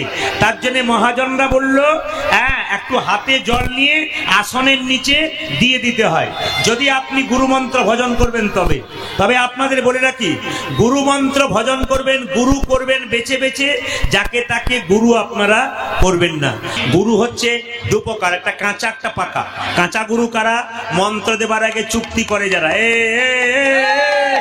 আমার কাছে মন্ত্র নিবি 500 টাকা, এক বস্তা চাল, দুটো সোনার জিনিস দিবি, মন্ত্র দিয়ে ওই যে চলে গেল, আপনার বাড়ির দিকে মুখ করলো না, এরা কাঁচা গুরু। পাকা গুরুকে মন্ত্র দেবার আগে চুক্তি করে না, যে ঠাকুর আমি মন্ত্র নেবো, নে, কি এই দক্ষিণা দিতে হবে? কিচ্ছু না। কেন? আমি তোর বাবা, তুই আমার ছেলে, তোর তো সবকিছু আমার, আবার দিবি কি? যিনি প্রতি বছর এসে আপনার বাড়িতে এসে ভক্তিটুকু নিয়ে বাড়ি গেলেন, তিনি হচ্ছেন পাকা গুরু। তিনি চাইবেন না, আপনি যা দেবেন তাতেই খুশি। গুরু মন্ত্র দিতে গেলে কোন গুরু যদি ফর্দ করে দেয়, কাঁসার বাসন, টাকা পয়সা, এই জিনিস চাই, তাহলে বুঝবেন উনি লোভী গুরু। যিনি পাকা গুরু তিনি বলবেন কি কি লাগবে, দুর্বা ঘাস, পান, সুপারি, এগুলো লাগবে বলতে পারবে। কিন্তু আমার জন্য ধুতি আনিস, গুরু মায়ের জন্য শাড়ি আনিস, এ কিন্তু বলবে না। আপনি নিজের ইচ্ছাতে যেটা দেবেন। গুরু হচ্ছে বাবা, আপনি হচ্ছেন মেয়ে, আপনি হচ্ছেন ছেলে, এই জন্য গুরুর সঙ্গে গুরু আপনাকে কিছু চাইবে না। তবে আপনাদের একটা ছোট্ট কথা বলে রাখি, ও মায়েরা, পাকা গুরু তারা আপনার হাতে জল খাবে যারা, পাকা গুরু যারা আপনার হাতে জল খাবে যারা, কাঁচা গুরু তারা আপনার হাতে জল খাবে না যারা। যেমন আমাদের ওখানে একজন গুরুদেব এসেছিল, তার শিষ্যের বাড়ি, জিজ্ঞেস করছে, বাবা আপনি যখন এলেন আপনার পাটা ধুয়ে দিই। বলছে, না, তোর হাতে জল এখন নেবো না। বলে, আমি তো মন্ত্র নিয়েছি, আমি তো শুদ্ধ হয়ে গেছি। বলে, 1 বছর হোক, এখন তো শুদ্ধ হয় নাই। এরা কাঁচা গুরু। এখন শিষ্য তখন খুব চালাক, তাহলে আমার হাতে জল খাবেন না? বলে, না। যদি জল না খাবেন তাহলে এক কাজ করি, 1 বোতল মিনারেলস ওয়াটার এনে দিই। ও গুরুদেব, আমার হাতে জল খাবেন না, তাহলে 1 বোতল মিনারেলস ওয়াটার এনে দিই। গুরু বলছে কোনো অসুবিধা নাই। তখন সঙ্গে সঙ্গে শিষ্য বলছে, আপনি আমার হাতে জল খাবেন না, কিন্তু যে বোতলে মিনারেলস ওয়াটারটা ভরা আছে কোন জাতের লোক ভরেছে আপনি কি করে জানলেন? এই বোতলটা কোন বোতলে জল কোন জাতের লোক ভরেছে আপনি কি করে জানবেন? যে ভরেছে সে পায়খানা কাপড়ে ভরে নাই, আপনি কি করে জানলেন? সঙ্গে সঙ্গে গুরু চুপ করে গেছে। বলছে, তাহলে এক কাজ কর। কিসের শব্দ রে বাবা? একটা মোটর সাইকেলে যদি আওয়াজ হয় তাহলে পরিবেশ দূষণ কোন জায়গায় যায়, বুঝতে পেরেছেন তো? একটা মোটর সাইকেল যদি আসরটাকে গমগমে তাহলে পরিবেশ দূষণ করে আমরা লাফালাফি করছি, এর অবস্থা কি হয়? এইদিকে তাকাবেন, যে যেখানে আছেন এইদিকে। তাহলে এই যে বোতলটা রয়েছে মায়েরা, বোতলের জলটা বলছে, এটা কে নিয়েছে কি করে জানবেন? দরকার নেই, আমি নিজে জল এনে দেবো চাপাকল থেকে, তুই আমাকে একটা গ্যাস সিলিন্ডার এনে দে, আমি রান্না করে খাবো। তখন শিষ্য বলছে, গুরু বাবা, আপনি যে গ্যাস সিলিন্ডারে রান্না করে খাবো বলছেন, ওই গ্যাস সিলিন্ডারটাতে কালকে মাছ মাংস রান্না হয় না, আপনি কি করে জানলেন? বলে, দরকার নাই রে, তোর বাড়িতে মুড়ি খেয়ে চলে যাব। তখন শিষ্য বলছে, মুড়ি যেখানে তৈরি হয় একবার গিয়ে দেখেছেন? বলেন, না। একবার গিয়ে দেখবেন কি হয়। যত না হাতে নাড়াচাড়া হয় তত পায়ে করে বেশি নাড়াচাড়া হয়। গুরু তখন ভয়ে পালিয়ে গেছে। হ্যাঁ, গুরু পাকা তারা যারা আপনার হাতে খাবে, কিন্তু কাঁচা তারা যারা আপনার সঙ্গে শুধু বিভেদ করবে। পাকা গুরু ছেলে মেয়ের সম্পর্ক রাখে, বাবার মতো হয়ে যায়। যারা পাকা গুরু হয়, আপনার বাড়ি গেলে খালি হাতে যাবে না। কিন্তু আপনি যেমন গুরু বাড়ি যান খালি হাতে যান, জোরে বলুন হ্যাঁ না না? গুরু বাড়ি গেলে কেউ খালি হাতে যায় না। তাহলে আপনার যদি উনি বাবা হন, আপনি যদি ছেলে হন, তাহলে আপনি ছেলে হয়ে যদি বাবার জন্য কিছু নিয়ে যান, বাবা যখন আপনার বাড়িতে আসবে, বাচ্চা বাচ্চা ছেলে আছে, খালি হাতে আসতে পারে? যারা পাকা গুরু তারা খালি হাতে আসবে না, তারা ভর্তি হাতে একটু মিষ্টি মিষ্টি কিছু নিয়ে আসবে। এরা পাকা গুরু। যারা পাকা গুরু তারা মন্ত্র দেয় না, আর যারা কাঁচা গুরু তারা বলে কোনো অসুবিধা নাই, চলে আয়, তোকে মন্ত্র দেবো। শিষ্য বাড়াতে পারলেই ভালো। কিন্তু পাকা গুরু কারা? পাকা চাষি কারা? সহজে জমিতে বীজ ফেলে না যারা, আগে জমিটাকে এটা উর্বর হয়েছে না অনুর্বর হয়েছে। গুরু মন্ত্র দিতে গেলে 1 বছর পর দিতে হয়। কেন? আগে হরে কৃষ্ণ মহামন্ত্র বলে তোমার দেহটাকে উর্বর করো, তবে নিলে তোমার কাজ হবে, আর হুট করে মন্ত্র নিলে কাজ নাও হতে পারে। যেমন একটা 10 বছরের ছেলে গুরুর কাছে এসে বলছে, বাবা আমি মন্ত্র নেবো। গুরু বাবা বললো এখন দেবো না। কখন দেবে? 1 বছর পরে দেবো। বলে 1 বছর আমি কি করব? তুই আমার চরণ সেবা কর, আমার বাড়িতে কাজ কর, 1 বছর পরে মন্ত্র দেবো। লক্ষ্য করুন, 1 বছর পেরিয়ে গেল, ছেলে বলল গুরুদেব আজকে 1 বছর পূরণ হয়ে গেল, আজকে মন্ত্র দিয়ে দাও। বলছে বেশ দেবো, 5 মিনিট দেরি আছে। বলে 5 মিনিট কি করব? বলছে এই দেখ একটা কাঠের বাক্স দিলাম, এর ভেতরে একটা জিনিস ভরে দিলাম, এই 5 মিনিটের রাস্তা আমার এক শিষ্যের বাড়িতে দিয়েই চলে আসবি, তোকে মন্ত্র দিয়ে দেবো। এখন কাঠের বাক্সটা মাথায় করে ছেলেটি নিয়ে যাচ্ছে, আর মাঝ রাস্তায় মনে মনে ভাবছে একবার খুলে দেখলে হয় না, একবার খুলে দেখলে হয় না ভেতরে কি আছে। যেই না মাঝ রাস্তাতে বাক্সটা খুলেছে অমনি হুশ করে বেরিয়ে গেছে। কি বলুন তো? একটি ল্যাংটি ইঁদুরের বাচ্চা। মানে গুরুদেব একটা ল্যাংটি ইঁদুরের বাচ্চা ভরে দিয়েছিল, ও খুলেছে বাক্সটার, বেরিয়ে চলে গেছে। এসে বলছে বাবা যাওয়া হলো না। বলে কেন? এর ভেতরে যে ছিল সে তো পালিয়ে গেছে। তখন গুরু বলল এ জগতে তোর আর এ জীবনে গুরু মন্ত্র নেওয়া হলো না। বলে কেন? একটা কাঠের বাক্সতে একটা ইঁদুরের বাচ্চা 5 মিনিট ধরে রাখতে পারলি না, তোর দেহ বাক্সে গুরু মন্ত্র জীবনেও ধরে রাখতে পারবি না। এর থেকে কি শিক্ষা পেলেন? ধৈর্য যার কম, ভগবানকে পাওয়ার আশা তার কম। দেখবেন পঞ্চ পাণ্ডবের দাদা যুধিষ্ঠির, তিনি স্থির ব্যক্তি ছিলেন, ভগবানকে পেয়েছিলেন।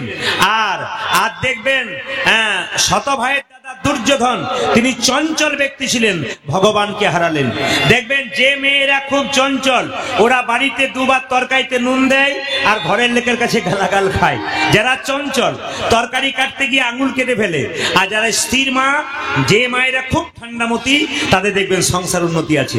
আর যে মেয়ে দেখবেন খুব চঞ্চল, ও সংসারও চঞ্চল, ও হরিবাসরও চঞ্চল, ওর দ্বারা জীবনে কোনো লাভ হবে না। যারা পাকা ভক্ত তারা ঠিক অন্যদিকে কান না দিয়ে হরিকথার দিকে কান দেয়। আশ্রয় লইয়া ভজে যে তারে কৃষ্ণ নাহি তেজে, বাকি সব মরে কারণ। মায়েদের বাড়িতে কলাই ভাগার জাতা আছে? জোরে বলুন হা না না আছে? আচ্ছা আগে ছিল? বলুন তো, যদি বাড়িতে আপনাদের জাতা ছিল তাহলে জাতার মাঝে কটা ফুটো ছিল? জোরে বলুন। আমি আঙুল দিয়ে দেখিয়ে দিয়েছি। অনেক মা আবার এরকম করে দেখাচ্ছে। জাতার মাঝে 2টো ফুটো ছিল, মাঝে একটা পাশে একটা। মাঝের ছিদ্রতে কি ভরা হয়? কাঠের গোঁজ। আর পাশের ছিদ্রতে কলাইয়ের দানাগুলোকে ভরে জাতাটাকে বনবান বনবান করে ধুয়ে দাও।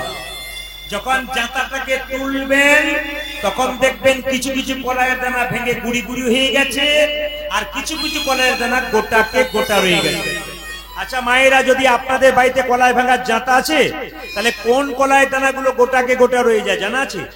বলছে জাতার মাঝে যে গঞ্জ আর গঞ্জের চারিপাশে যে কলাইয়ের দানা, তারা কিন্তু গোটাকে গোটা রয়ে যায়। এখানে তত্ত্ব কি বলল? সংসার একটি জাতা, মানুষগুলো হলো সব কলাইয়ের দানা। এই সংসার জাতাটা ঘুরছে। যে সমস্ত ভক্ত কলাইয়ের দানা সংসার জাতার মাঝে গঞ্জ নামক গুরুকে আশ্রয় করেছে আর গোবিন্দ ভজন করছে, নিতাই গৌর হরিবোল বলে, তারাই গোটাকে গোটা। বাবা ওখানে কিসের ঝগড়া হচ্ছে?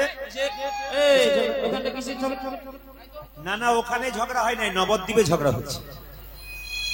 2টো মেয়ের মধ্যে, এইদিকে 2টো মেয়ের মধ্যে ঝগড়া হচ্ছে। কাজ নিয়ে নয়, ভগবানকে নিয়ে। মায়েরা, ভগবানকে নিয়ে ঝগড়া করা যায়?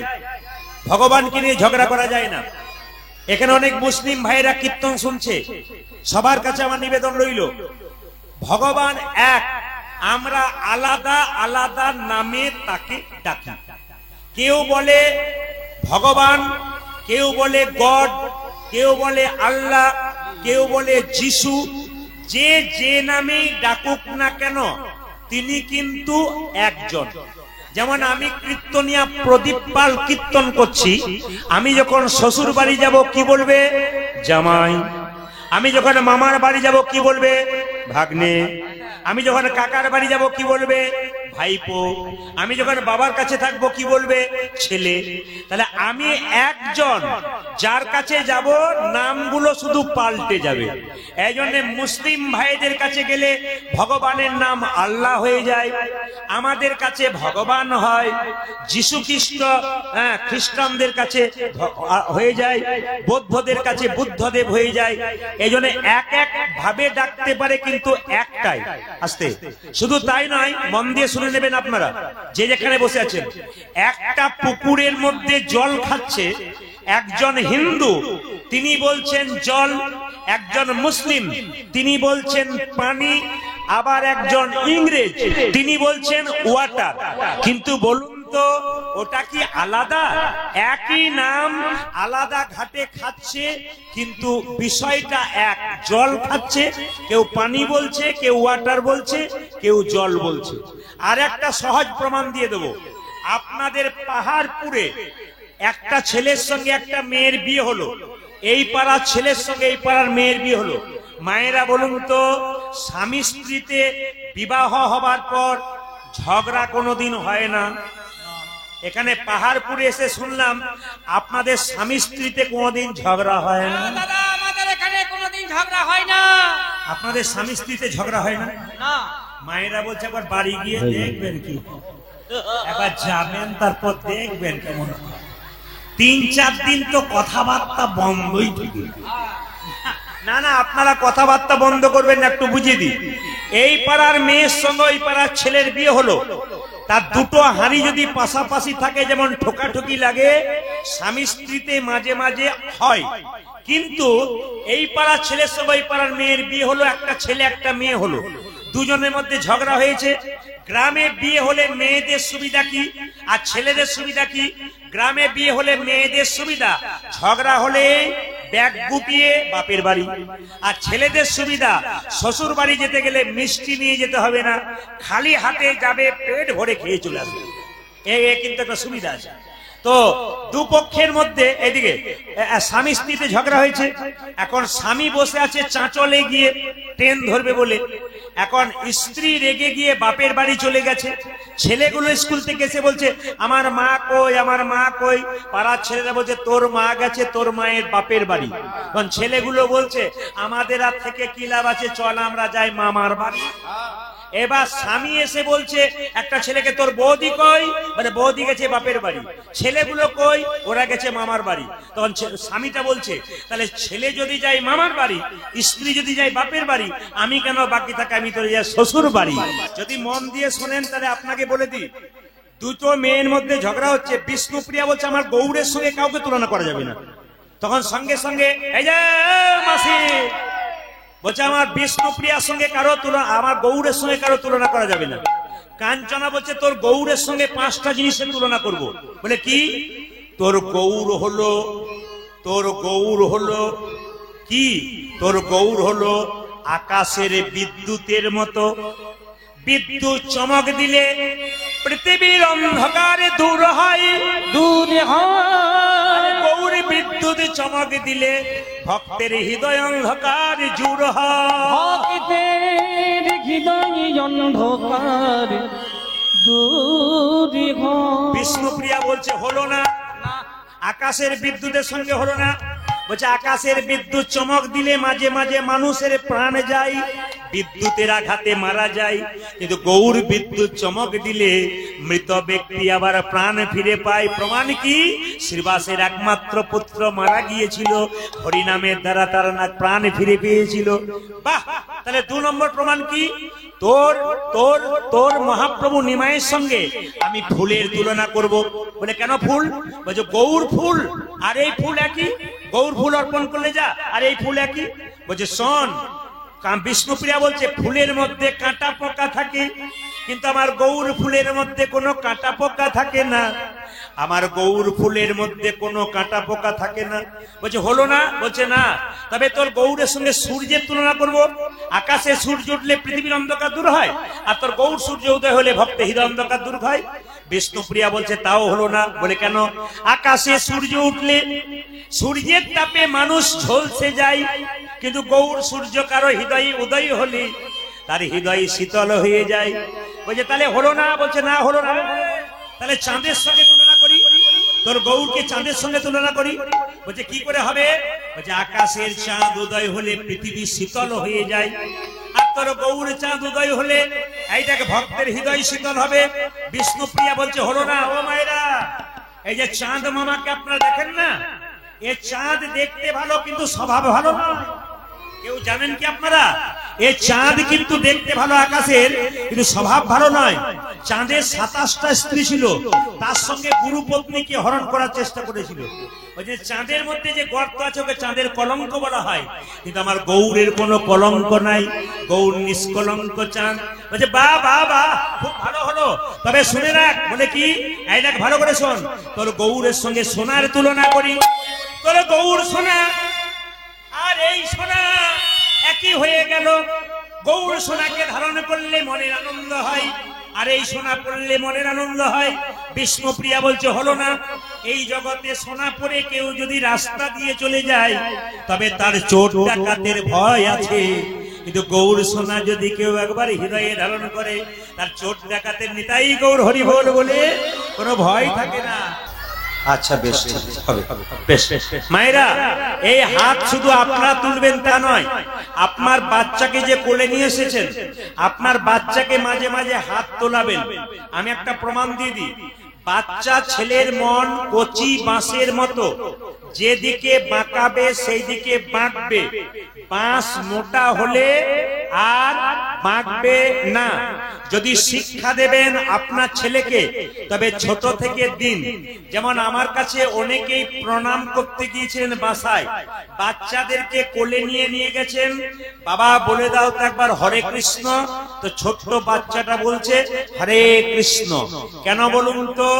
দেখবেন যারা সার্কাস দেখেছেন, 3টে বাঘের মাঝে একজন রিং মাস্টার খেলা দেখায়। এখানে যদি খবর পান পাহাড়পুরে ঝোপে কোথাও বাঘ বেরিয়েছে, তাহলে একটা লোক এখানে থাকবে না। কিন্তু সার্কাসের মাঝে 3টে বাঘের মাঝে একজন খেলা দেখাচ্ছে। বাঘগুলোকে বলছে বস, তো বসছে, ওঠ, তো উঠছে। কেন বলুন তো?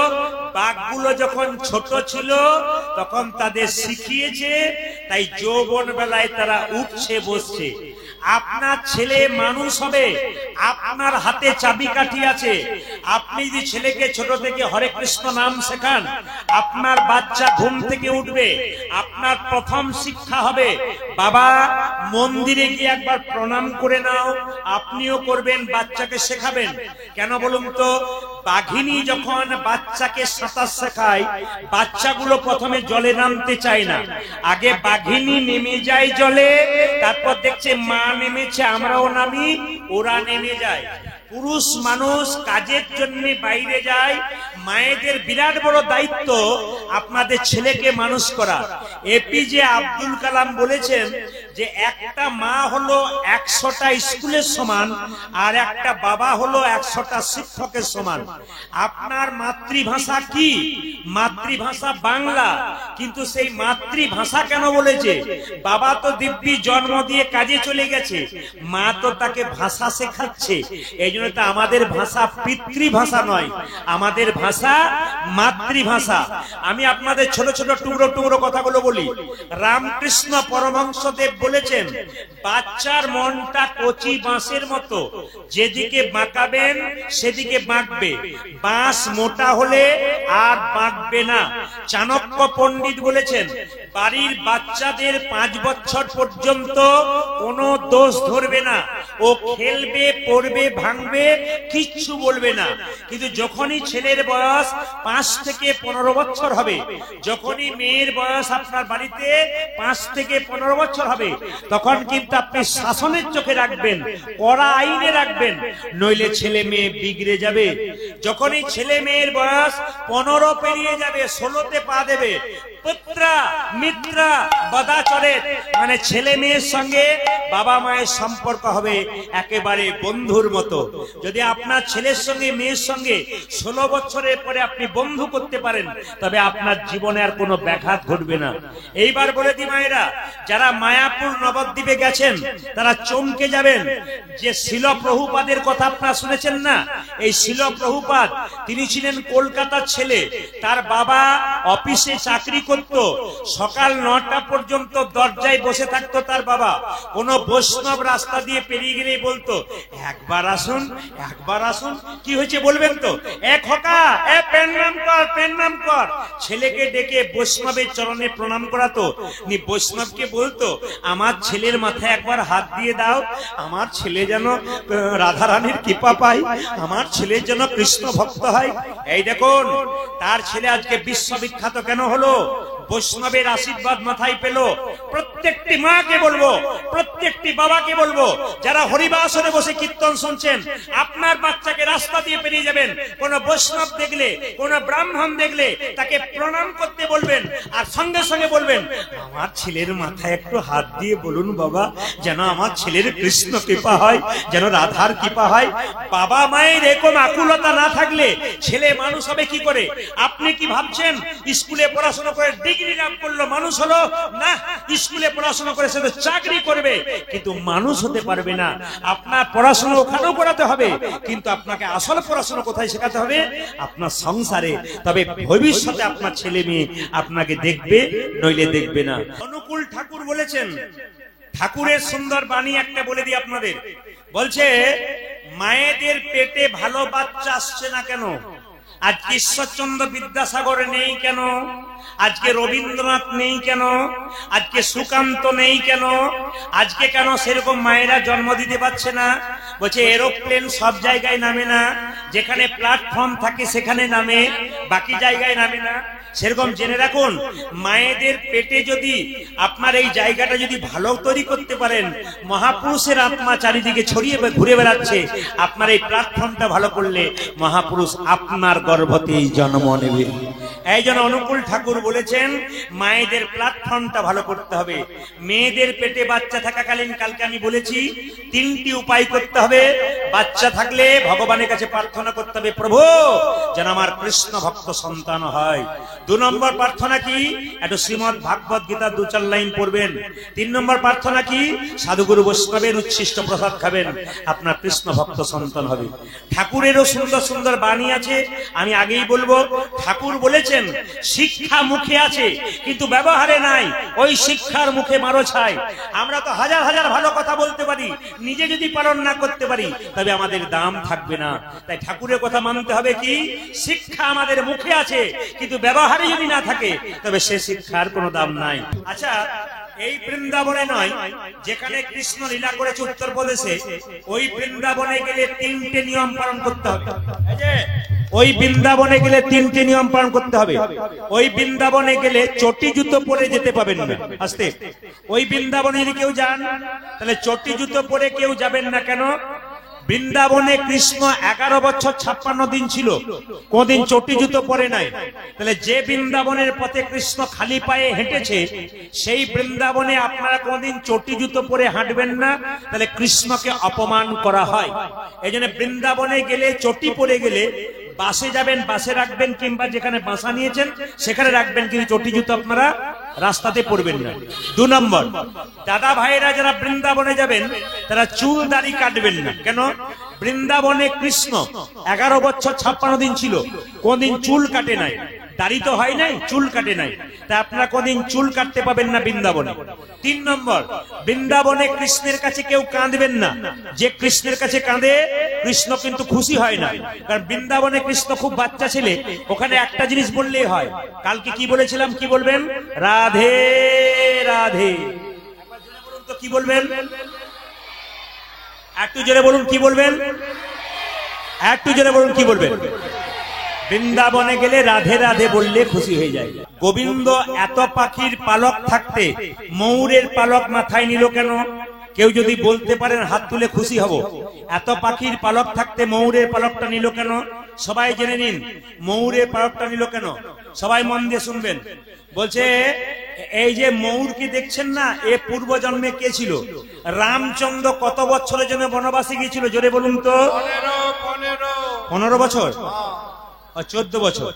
আচ্ছা, 14 বছরের জন্য রামচন্দ্র বনবাসে গেল, রাবণ সীতাকে হরণ করলো, তখন দেখবেন একটা পাখি বাধা দিয়েছিল। পাখিটার নাম কি? জোরে বলুন। জটায়ু পাখি, এই দিয়ে দেখান, জটায়ু পাখি যখন বাধা দিয়েছিল তখন দেখবেন, জটায়ু যখন বাধা দিয়েছিল তখন দেখবেন রাবণ জটায়ুর ডানাটাকে কেটে দিয়েছিল। জটায়ু ডানা কাটা অবস্থায় ছটফট ছটফট করছে রাস্তায়, রামচন্দ্র সীতা সীতা বলে কাঁদতে কাঁদতে চলে যায়। জটায়ু ছটফটানি দেখে রামচন্দ্র বলল, জটায়ু এ অবস্থা তোমার কে করেছে, তোমার ডানা কে কাটলো? জটায়ু কেঁদে কেঁদে বলল, প্রভু রাম, আমি সীতা মাকে বাঁচানোর চেষ্টা করলাম কিন্তু আমি বাঁচাতে পারলাম না। তবে ওগো প্রভু রাম, আমাকে যেভাবে রাবণ আঘাত করেছে তাতে আমি আর বাঁচবো না। তবে রামচন্দ্র বলল, বেশ, তুই তো বাঁচবি না, আর তুমি তো বাঁচবে না, তো মৃত্যুর আগে তুমি কি চাও? সঙ্গে সঙ্গে জটায়ু বলল, প্রভু আমি যেন জন্মে জন্মে তোমার সঙ্গ লাভ করতে পারি, তোমার চরণ লাভ করতে পারি। ভগবান বললেন, ওগো জটায়ু, তুমি যখন এত বড় কাজ করেছো, আমার চরণে তোমার জায়গা থাকবে না, আমার মাথায় তোমার জায়গা হবে। আগামী দাপরে আমি হব কৃষ্ণ, তুমি হবে ময়ূর পাখি, একদিন তোমার পালক আমি মাথাতে নেব। সকালবেলায় ঘুম থেকে উঠে কোনো ছেলে কাজে যাচ্ছে, কোনো মেয়ে কাজে যাচ্ছে, প্রথমে মা বাবাকে প্রণাম করে কেউ যদি যায়, মহাপ্রভু খুব খুশি হয়। তিনি শিখিয়ে দিয়েছেন সকালবেলায় ঘুম থেকে উঠে মা বাবাকে প্রণাম করতে পারলে মা বাবার আশীর্বাদ তার উপরে পড়ে। আপনারা এতজন যারা কীর্তন শুনতে এসছেন, আমি দেখতে পাচ্ছি আপনারা প্রণাম করছেন, কিন্তু প্রণামের নিয়মটা আপনাদের ভুল হচ্ছে। আমি আপনাদের দেখিয়ে দিই, এই যে সামনে রাধা গোবিন্দের মন্দির রয়েছে, এখানে অনেকে প্রণাম করছে। কিভাবে প্রণাম করছে? রাধা গোবিন্দকে গিয়ে সোজা প্রণাম করছে। এখানে দাঁড়িয়ে জেনে নিন, যারা মন্দিরে গিয়ে সোজা প্রণাম করছেন তারা সম্পূর্ণ ভুল করছেন। যে উদ্দেশ্যের প্রণাম করছেন সেই উদ্দেশ্যটা আপনার হচ্ছে না। যে পুণ্য লাভের জন্য প্রণাম করতে যাচ্ছেন আপনার সে প্রণামটা কোনো ফল হচ্ছে না। তাহলে প্রশ্ন করবেন, রাধা গোবিন্দের মন্দিরে প্রণাম করবেন, নিত্যানন্দ মহাপ্রভু মন্দিরে প্রণাম করবেন, কেমন ভাবে প্রণাম করবেন? ভগবানকে বাঁ দিকে রেখে প্রণাম করবেন। কি বললাম? ভগবানকে বাঁ দিকে রেখে। এই যে মন্দিরে এইদিকে রাধা গোবিন্দ তাকিয়ে আছে, আপনি প্রণামটা এই দিকে করবেন। কি বললাম? প্রণামটা সবসময় বাঁ দিকে রেখে, ভগবান বাঁ দিকে থাকবে, আপনি বাঁ দিকে রেখে প্রণাম করবেন। এটা যদি মা কালী, মা মনসা, মা দুর্গার মন্দির হয়, কোনো দেবতার মন্দির হয়, তবে আপনাকে প্রণাম করতে হবে ডান দিকে রেখে। কি বললাম? এটা যদি দেবতার মন্দির হয় আপনাকে প্রণাম করতে হবে ডান দিকে রেখে। সাধু গুরু বৈষ্ণবকে প্রণাম করবেন কেমন মায়েরা? সোজা সোজা সম্মুখে। তবে হ্যাঁ, যখন আপনার বাবা মা সাধু বৈষ্ণবকে প্রণাম করবেন, আপনার ডান হাতটা যেন ওনার ডান পায়ে পড়ে, আপনার বাঁ হাতটা যেন ওনার বাঁ পায়ে পড়ে। খুব মাথায় রাখবেন, আপনার ডান হাত যেন ওনার ডান পায়ে পড়ে, আপনার বাঁ হাত যেন ওনার বাঁ পায়ে পড়ে। একটু প্রমাণ দেখে নিন। যদি আমি দাঁড়িয়ে থাকি, আমাকে আপনারা প্রণাম করেন এরকম করে, তবে দেখবেন আপনার ডান হাতটা আমার বাঁ পায়ে পড়ছে, আপনার বাঁ হাতটা আমার ডান পায়ে পড়ছে। এই জন্য হ্যাঁ, এই জন্য প্রণামের নিয়ম কেমন? সবসময় প্রণামের নিয়ম এরকম। কিরকম? বাঁ হাতটা নিচে, ডান হাতটা উপরে। যখনই কাউকে প্রণাম করবেন খুব তাকিয়ে দেখে নিন, বাঁ হাতটা নিচে, ডান হাতটা উপরে। আচ্ছা, আমি আপনাদের একটা কথা জিজ্ঞেস করি, আচ্ছা প্রণামটা পায়ে করব কেন? মাথায় করলে হয় না, গায়ে করলে হয় না, প্রণামটা পায়ে করে কেন? একটু জেনে নিন প্রণামটা পায়ে করে কেন। মায়ের পেটে যখন বাচ্চা থাকে, আপনাদের ধারণা কি আছে? মাথাটা নিচের দিকে থাকে না ওপর দিকে থাকে? জোরে বলুন, জোরে বলুন। মাথা নিচের দিকে থাকে না ওপর দিকে থাকে? নিচের দিকে। মাথা ওপর দিকে থাকে? আপনার সবাই নিচের দিকে বলছেন, দু একজন বলছে না ওপর দিকে। এই যে দেখার না, ভেবে বলবেন, যদি না জানা আছে জেনে নিন। বাচ্চার মাথা নিচের দিকে, পাটা ওপর দিকে। আচ্ছা বলুন তো, 7 মাস বয়সে পেটে বাচ্চা থাকলে ভগবান কৃষ্ণ আমাদের দেখা দেয়। এই জন্য 7 মাস বয়সে আপনারা সাত খাওয়াতে যান। আপনাদের সবাইকে বলে রাখি, প্রতিটি হিন্দুর ঘরে যেন কৃষ্ণ ভক্ত সন্তান জন্ম হয়, তার জন্যে প্রত্যেকটি মায়ের কাছে এই প্রদীপ পালের করজোরে নিবেদন রইল। মেয়েদেরকে যখন সাত খাওয়াতে যাবেন তখন কিন্তু আপনারা আমিষ জাতীয় খাবার নিয়ে যাবেন না। আজকে হরিবাসরে শপথ করে নিন, মেয়েদেরকে যখন সাত খাওয়াতে যাবেন তখন আপনি আমিষ জাতীয় খাবার নিয়ে যাবেন। এইদিকে এইদিকে এইদিকে, আপনারা আমিষ জাতীয় খাবার নিয়ে যাবেন না কেন? আমিষ জাতীয় খাবার খেলে বাচ্চার মন দুষ্ট হয়, আর নিরামিষ জাতীয় খাবার খেলে বাচ্চার মন সুস্থ হয়, বাচ্চা কৃষ্ণ ভক্ত হয়। এই জন্যে আপনাদেরকে বলি, যদি কেউ বাচ্চা পেটে থাকাকালীন ছাগলের মাংস খাওয়ায়, তাহলে দেখবেন তার বাচ্চাটা বড় হয়ে ছাগলের মতোই হয়। না না, দেখতে ছাগলের মতো হয় না, স্বভাবটা দেখবেন ছাগলের মতো হয়ে যায়। এই জন্য আপনাদেরকে বলে রাখি, আপনার নিরামিষ খাওয়াবেন এইদিকে, তাহলে মাথাটা নিচের দিকে, পাটা ওপর দিকে। শাস্ত্র বলল 7 মাস বয়সে পেটের মধ্যে বাচ্চা থাকলে কৃষ্ণ প্রত্যেকটি বাচ্চাকে গর্ভে দেখা দেয়। তাহলে এখন প্রশ্ন হবে, মাথা যদি নিচের দিকে থাকে, পা যদি ওপর দিকে থাকে, তাহলে ভগবান বসবে কোন দিকে? জোরে বলুন। মাথার দিকে বসবে না পায়ের দিকে বসবে? জোরে বলুন, কোন দিকে বসবে? অনেকে ভাবছে, বলছে কালকে ফোন নাম্বারটা দেবেন, ভবে বলে দেবো। না, তা বললে হবে না। পাটা যদি ওপর দিকে থাকে, মাথা যদি নিচের দিকে থাকে, আর ভগবান যদি 7 মাস বয়সে গর্ভের মধ্যে সবাইকে দেখা দেয়, তাহলে ভগবান কোথায় বসবে? পায়ে বসবে না মাথায় বসবে? জোরে বলুন। পায়ে বসবে। আচ্ছা, ভগবানের বসার আসনটার নাম কি? পদ্মাসন। পদ্মের গায়ের রং কেমন? গোলাপি লাল। ছেলে কালো হোক আর ছেলে পরিষ্কার হোক, পায়ের রং কেমন থাকে? জোরে বলুন। ছেলে কালো হোক আর পরিষ্কার হোক, পায়ের রং কেমন থাকে মায়েরা? পায়ের রংটা লাল থাকে, একবারে পদ্মের মতো। আসলে ভগবান পায়ের মধ্যে বসেছিল বলে আমরা পায়েতেই প্রণাম করি, যেহেতু পায়ের মধ্যে ভগবান বসেছিল। এই দেখুন, ভগবানকে প্রণাম করতে গেলে জেনে নিন, প্রথম প্রণাম হচ্ছে পুরুষ মানুষ সাষ্টাঙ্গে প্রণাম করবে। সাষ্টাঙ্গে মানে, আমার দিকে দেখান, সাষ্টাঙ্গে প্রণাম মানে কি? সব সময় উপর হয়ে দণ্ডবত লাঠির মতো শুয়ে প্রণাম করবে। এটা পুরুষ মানুষ, মায়েদের নয় কিন্তু। 8টা অঙ্গ মাটির সঙ্গে ঠিকবে। কি কি? 2টো পা, 2টো জানু, 4টা, 2টো হাত, কটা হলো? 6টা, 1টি ললাট, কটা হলো? 7টা, আর 1টি কি নাসিকে বক্ষ, কটা হলো? 8টা। দেখবেন মায়েরা, আগেকার মহাপ্রভুর আমলে যারা তার সঙ্গে সঙ্গীগণ ছিলেন, তারা দেখবেন চাদর গায়ে নিতেন, উন্নি গায়ে নিতেন, জামা কম পরতেন। ওই জন্য তারা যখন উপর হয়ে প্রণাম করতেন, বুকটা মাটির সঙ্গে ঠিকতো। এই জন্য সকলের কাছে নিবেদন রইল, যখনই প্রণাম করবেন, পুরুষ মানুষের বুক যেন মাটিতে থেকে, মানে চরণ ধুলি যেন বুকে থেকে। মায়েদের এটা সম্ভব নয়, মায়েদের বক্ষ মাটিতে দেওয়া সম্ভব নয়। কেন না, ধরা দেবী যখন নিজের স্তন কর্তন করে গোবিন্দ সেবা করেছিল, এই জন্য আপনাদের বক্ষ যুগল যেন মাটিতে না শেখে, ওই জন্য আপনারা প্রণাম করবেন কিরকম? পঞ্চাঙ্গে। হাঁটু গেড়ে, হাত দুটো ঠিকবে মাটিতে, পা দুটো ঠিকবে মাটিতে, মাথা ঠিকবে মাটিতে, কপাল, এই 5টা অঙ্গ ঠিকবে, পঞ্চাঙ্গ প্রণাম। এইবার ধরুন আপনি দূর থেকে কাউকে দেখছেন, প্রণাম করতে পারছেন না পা ছুঁয়ে, তাহলে পা ছুঁয়ে যদি প্রণাম না করতে পারেন, তবে আপনি কি করবেন? এরকম করে করজোরে প্রণাম করবেন। প্রশ্ন করবেন, এ প্রণাম কে করেছিল? দক্ষ রাজা রাজসভাতে প্রবেশ করছিল, তখন দেখবেন সবাই তাকে সম্মান জানিয়েছিল, একজন কিন্তু সম্মান জানায় নাই, মাথা নিচু করে বসেছিল। কে বলুন তো? বাবা ভোলানাথ।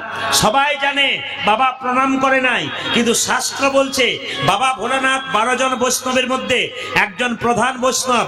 তিনি শ্বশুর মশাই আসার সঙ্গে সঙ্গে মাথাটাকে নিচু করে প্রণাম করেছিল। যদি দূর থেকে কাউকে প্রণাম করতে না পারেন, নমস্কার করবেন, মাথাটা নিচু করবেন। আর 4 নম্বর প্রণাম কোনটা বলুন তো? কেসি পালের ফোল্ডিং ছাতার মতো ফোল্ডিং প্রণাম, মানে যেটাকে স্কিন টাচ প্রণাম বলা হয়। স্কিন টাচ প্রণাম দেখেছেন? এখনকার ছেলে মেয়েরা করে, একবারে স্কিন টাচ, এই প্রণাম আপনারা করবেন না। তবে হ্যাঁ, আপনাদেরকে বলি, যদি কেউ বৃন্দাবনে যান, তাহলে দেখবেন তেঁতুল গাছে তেঁতুল পাকে না। প্রশ্ন করবেন, বৃন্দাবনে তেঁতুল গাছে তেঁতুল পাকে না কেন? জেনে নিন। একদিন রাধারানী গোবিন্দের কাছে রাসলীলায় যাচ্ছে, আর যেতে যেতে তাকান আমার দিকে, হ্যাঁ এটার নাম পাহাড়পুর, ও ইয়েতে কম্পিউটারে উঠছে, জানা ছিল না বলে। মানে সব কাজ চলছে, আপনারা বুঝতে পারছেন না, সব কাজ চলছে। এদিকে তাকান, যে যেখানে বসে আছেন মায়েরা, বলছে বৃন্দাবনে তেঁতুল গাছে তেঁতুল পাকে না কেন বলুন তো?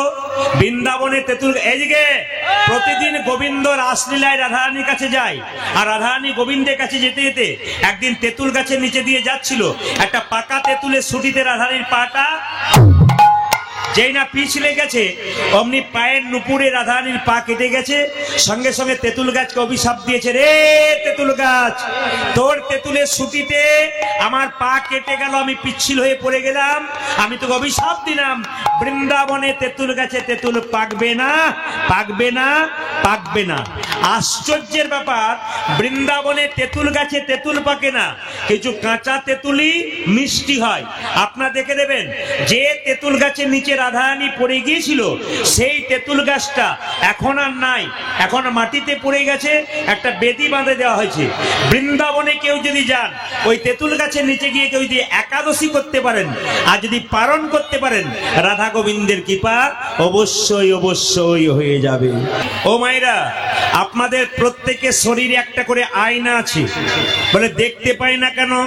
এই আয়না দেখা যায় না, প্রত্যেকের শরীরে একটা আয়না আছে। এই আয়নাটার নাম হচ্ছে চেতনার আয়না। আপনি বাজার থেকে যে আয়নাটা কিনে আনলেন, ওই আয়নাতে আপনার আমার মুখ দেখা যায়, কিন্তু চেতনার আয়না যে ভেতরে আছে, এতে আপনার আমার মুখ দেখা যায় না, স্বয়ং ভগবান শ্রীকৃষ্ণের মুখ দেখা যায়।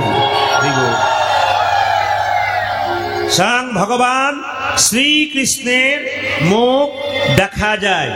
আচ্ছা, বাজার থেকে যে আয়নাটা কিনলেন, ওই আয়না যদি ময়লা হয়ে যায়, তবে ওই আয়নাতে আপনারা কি করেন?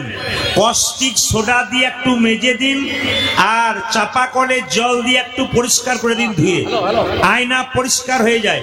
কিন্তু বলুন তো মায়েরা, আমাদের শরীরের মধ্যে যে চেতনার আয়না আছে, এই আয়না যদি ময়লা হয়ে যায়, তাহলে আপনি কি দিয়ে পরিষ্কার করবেন? এই আয়না ময়লা হয়ে গেলে হরিনাম নামক কস্টিক সোডা আর নয়নের জল দিয়ে কেউ যদি চেতনার আয়না পরিষ্কার করতে পারে, তবে তার মহাপ্রভুর ছবি নিতাই গৌর হরিবল বলে।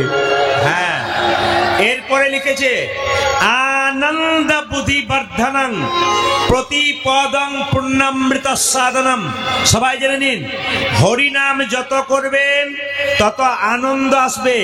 এই জগতে কেউ যদি মদ খায়, তবে মদ খেতে খেতে আনন্দ পেতে পেতে এক সময় সে নিরানন্দের সাগরে পৌঁছাবে। কেন?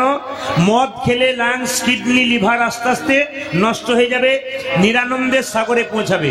কিন্তু হরিনাম এমন একটি মদ, প্রথমে আনন্দ লাগবে না, কিন্তু আনন্দ পেতে পেতে পেতে পেতে একদিন পরমানন্দ গোবিন্দের চরণ লাভ হয়ে যাবে। চালাক ভক্ত কারা?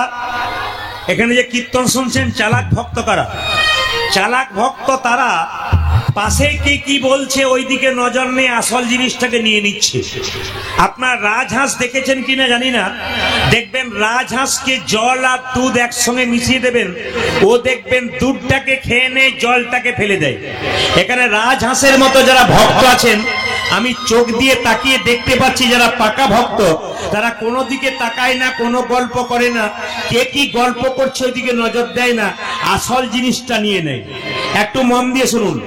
রাজা দশরথ যখন রামচন্দ্রকে রাজা করবে, চারিদিকে প্রচার হয়ে গেল কাল সকালে রাম রাজা হবে। তখন একজন মেয়ে এক কোণে বসে মালা গাচ্ছিল। ওই মেয়েটার নাম কি বলুন তো? ওই মেয়েটার নাম কৈকেয়ী। ও মালা গাচ্ছে, তখন রামকে পরাবে বলে একজন মেয়ে কানে কানে বলছে, এ কৈকেয়ী, মালা গাচ্ছিস কার জন্যে? কেন? রাম রাজা হবে, রামের গলায় পরাবো। মেয়েটি বলল, রাম রাজা হবে তো তোর কি গেল? বলে কেন? কৌশল্যা হবে রাজমাতা, তুই তো ভিখারিনী হবি, দরকার নাই, তুই মালা গাঁথিস না। রাজা দশরথ যখন যুদ্ধ থেকে ফিরেছিল, তখন তুই তার সেবা করেছিলি, তো দুটো বর পাওনা ছিল। এক বরে রামচন্দ্রের 14 বছর বনবাস নিয়ে নে, আর এক বরে পুত্র ভরতের সিংহাসন লাভ। মায়ের একটু জোরে বলুন তো, যে মেয়েটা কানের মধ্যে বিষ ঢাললো, ওই মেয়েটার নাম কি? কে? একটু জোরে বলুন, কে? এমন ভাবে বলছেন যেন আপনাদের পাড়ার লোক বোধ হয় নাকি? হ্যাঁ, সত্যি সত্যি আপনার পাড়াতে আমার পাড়াতে পুঁজি মন্থরার অভাব নাই। কেন বলুন তো? আপনার কানে হরিনাম দেবে না, বিষ দেবার জন্য রেডি আছে। দেখবেন অনেক মেয়েরা অনেক মেয়েকে পুকুর ঘাটে ভাঙায়, কি বলে? তোর দেওয়ারটা ঘরে বসে বসে তোর কাঁধে চেপে খাচ্ছে, কি দরকার আছে পালিয়ে যা অন্য জায়গায়। ওর মাথাতে কি করছে? মা কানে বিষ ঢালছে। জেনে নিন, এ সংসারে যদি কেউ বিষ খায়, হসপিটালে ভর্তি হলে বিষ খেলে বাঁচার আশা আছে, চিকিৎসা আছে। কিন্তু কারো কানে যদি কেউ বিষ দেয়, তবে একজন মরবে না, তার গোটা সংসারটা নষ্ট হয়ে যায়। আপনাদের কাছে বলবো, যারা কীর্তন শুনতে এসছেন, সংসারে বাস করছেন, হরিনাম করুন, ভগবানের নাম করুন। কে কোথায় কানে কি বলছে আজে বাজে কথা নেবেন না, বিষ নেবেন না, অমৃত নিন, আপনার জীবন সুন্দর হবে। আর বিষ নেবেন তা আপনার জীবন বিষময় হয়ে যাবে। এই জন্য চালাক ভক্ত তারা হরিনাম শুনতে শুনতে পাশ থেকে, হ্যাঁ, যদি কেউ পাশ থেকে আজকে গল্প করে, তাহলে বুঝবেন পুঁজি মন্থরার পার্টি আপনার পাশে বসে আছে। একবারে পাকা জেনে নেবেন, যদি কেউ গল্প করে তাহলে বুঝবেন পুঁজি মন্থরা পার্টি আপনার সামনে বসে আছে।